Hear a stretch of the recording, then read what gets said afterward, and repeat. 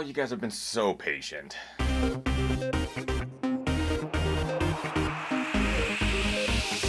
Ginger Runner. What is up, everybody? Ethan Newberry, the Ginger Runner, here for another gingerrunner.com review. You have been asking for this. Tweets, emails, Facebook messages. After many, many miles running and testing this shoe, I finally am here with a review of the Hoka One One Clifton 3. Finally! For those of you who have been watching my reviews now for a long time, you might remember my review of the Hoka One Clifton. One of my favorite road shoes, super cushioned, super light, super fast. Well, Hoka followed that up with the Clifton 2, which I did not like quite as much as the first version. Well, they have finally released the third version of the Clifton, and I know many of you are curious as to what I think about this new shoe from Hoka. Well, the verdict is in. I have put well over 100 miles in this shoe on road and obviously on a little bit of light trail.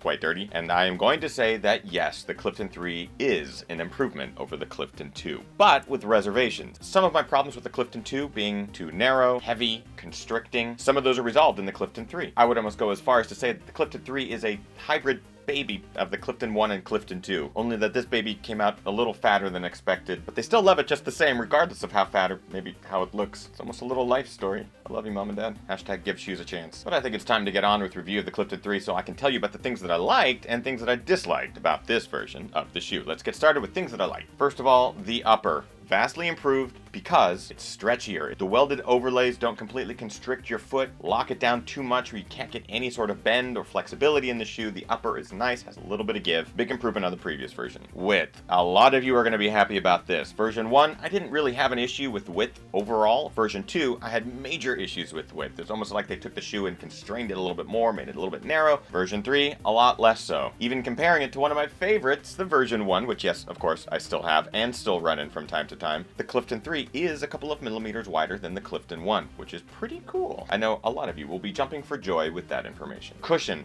Previous version felt was really stiff, hard, couldn't really get into the shoe. Version 1 was amazing, super soft, resilient. Happy to report that version 3 is going back towards the Clifton 1. I don't think it's quite as soft or as nimble as the first version, but it is vastly improved over the previous version. So the cushioning is back and it is a blast to run in. And finally, durability. With well over 100 miles in this shoe, I'm surprised that the shoe is still holding up. I know many of you had issues with the previous versions not holding up quite to our expectations. I didn't necessarily have that issue with the first version, and I don't have that issue with this version, which is a good thing. Outsole, upper, everything tends to be holding up just fine, with the caveat, which I'll get to in just a second. Now, for things that I dislike about the Clifton 3. The first one is a big one, and it confuses me.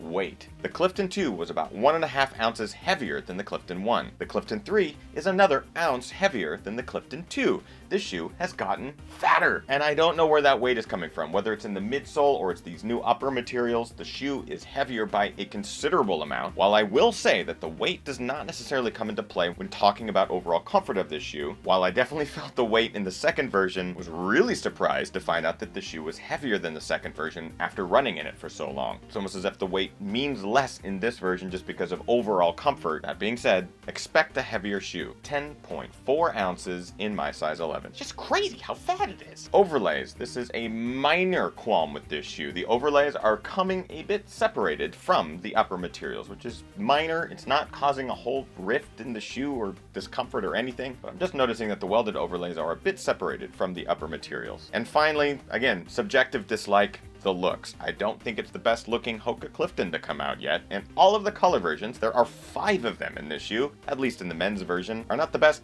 looking shoes in my opinion. Little ugly ducklings, these guys. And that is it for dislikes about the Clifton 3. Not bad, right? I love that this shoe is getting back to the original version. It still has some issues with weight and kind of being a bit heavier up top. I noticed it a lot less in this version compared to version 2. It's not as great as version 1. It's not as bad as version 2. Again, that middle ground. Those two shoes had a baby. Before I get to points, if you want to find out more information about this shoe or get a pair for yourself, there is a link in the description with the coupon. I highly encourage you guys to check that out. Now, let's get on with the points for the Clifton 3, starting with quality. Good quality shoe. I think Hoka's stepping up their quality game overall. I'm going to give it 4 out of 5. Things are holding together pretty well, especially after 100 and 120 miles. Comfort, again, going back to the Clifton 1, which is I still think one of my favorite shoes. I still have that shoe. The Clifton 3, 4 out of 5 on comfort. Really, it's that whole weight thing. Man, I missed that super cushioned, very lightweight shoe. Price, $130. Not a bad price. You're going to get a pretty durable shoe out of it. I'm going to give it 4 out of 5. And finally, looks. I want to give it 3 out of 5. I'm going to round up because there's one version of the 5 that I think is okay, so I'm going to give it 4 out of 5 on looks. Now that brings our grand total to 16 out of 20. And I know so many of you just love it when I give 16 out of 20. So let's break it down into 3 parts. Is it a buy, a try, or a why? So cheesy. But maybe that will help distinguish the shoe apart from others for you, the viewers. I'm going to give it a try. Definitely go to a store, try it on your foot, see for yourself, compare it to the previous versions. And as always, report back to me right here in the comments of this video. Let me know what you guys think of the Clifton 3. I know that it's already out there in the market. Many of you have a pair for yourself or have been trying it out for a long time. Let's see what the mass market thinks. And that, my friends, is it for today's review. I hope you guys enjoyed it. If you did,